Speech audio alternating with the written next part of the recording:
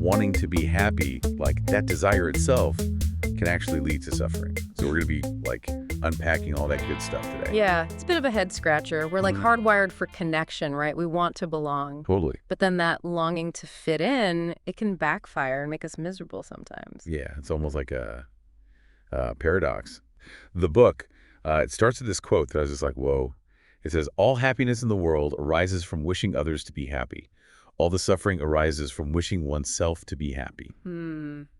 That's powerful. So, like, that really got me thinking. If wanting to be happy can actually cause suffering, especially when we're talking about groups, then what can we do about it? Well, that's where things get interesting. It's all about understanding different levels of consciousness, right? Okay. So Jordan, the author, talks about level 1 and level 2 consciousness. At level 1, we're all about prioritizing personal happiness, or PPH. And we tend to try and, manipulate the things around us so that we can feel good, right? Makes sense. Basically, all the things we do to try and grab happiness. Because at level 1, it's all about us and our desires and judgments.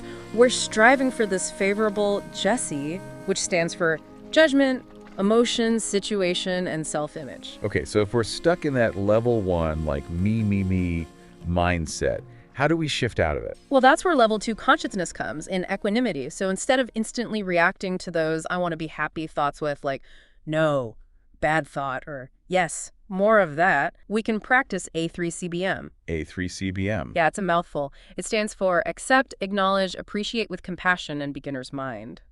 And this ties in beautifully with Hexagram 13, the gathering of people. It's an ancient concept about how we relate to groups. And our level of consciousness, level 1 or level 2, totally shapes how we experience those dynamics. So let me guess. If you're coming from level 1 in a group, you're constantly trying to guard-seek your way to happiness. Bingo.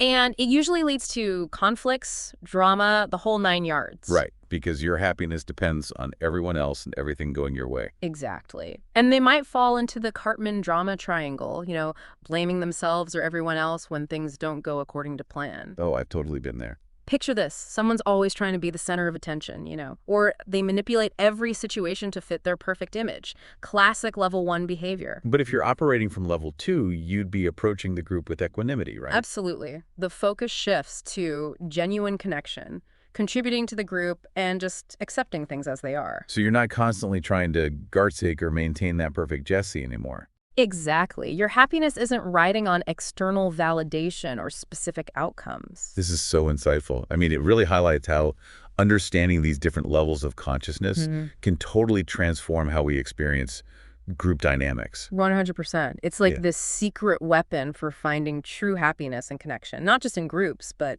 everywhere, really. Wow.